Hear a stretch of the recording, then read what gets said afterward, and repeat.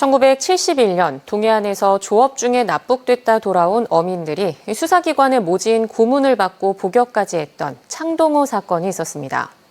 이후 피해자 가족들이 재심을 청구해 대부분 무죄를 선고받았는데 당시 누락됐던 한 명에 대해 검찰이 직권으로 재심을 청구했고 법원이 무죄를 선고했습니다. 김인성 기자입니다. 지난 1971년 고성 앞바다에서 멸치잡이 조업을 하다 납북된 뒤 1년이 지나 돌아와 반공법 위반 등의 혐의로 어민들이 복역한 창동호 사건.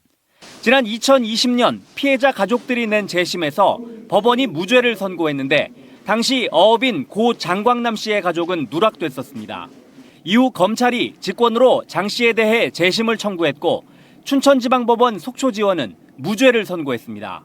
재판부는 창동호 다른 선원들이 이미 반공법, 수산업법, 국가보안법 위반에 대해 무죄를 선고받았고 당시 국가기관의 불법 구금 상태에서 조사가 이뤄진 점이 인정되는 데다 공소사실을 증명할 책임이 있는 검찰이 아무런 증거 자료를 제출하지 않고 무죄를 구형했다며 장 씨에 대해 무죄를 선고했습니다.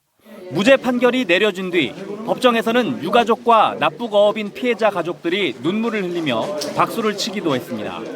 누명을 벗은 데 대해서 마음이 홀가분하고요. 또 재판부에도 감사드리고 그리고 뒤에 남은 사람들 저처럼 결과가 좀 좋았으면 좋겠습니다. 그렇게 될 거라고 믿고 있어요. 저로 인해 가지고. 피해자 가족들은 무죄 판결을 환영한다는 내용의 펼침막을 들고 기쁨을 나눴고 앞으로 더 많은 납북어업인 피해자 가족들이 국가에 대한 재심 청구 과정에 함께하길 희망했습니다. 정말 잊어버리고 싶다면 그 일을 다시 찾아서 반드시 해결해야 됩니다. 부끄럽게 생각하지 마시고 역사의 부끄러움이지 인생의 부끄러움은 아니라는 걸 명심하셔서 꼭 참여해 주시면 감사하겠습니다.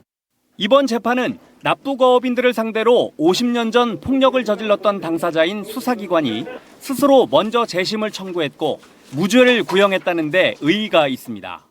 재심을 청구를 해야 될 사안이 사정이 있다, 좀 불법 구금 상태에서 진술을 한 사정이 있다라는 게 좀 발견이 돼서 그거를 중점적으로 좀 법원에 소명을 해서 직권 재심 청구를 하게 됐고 앞으로 수많은 납북어업인 피해자들의 재심이 잇따를 전망이어서 이번 판결이 더 주목받고 있습니다.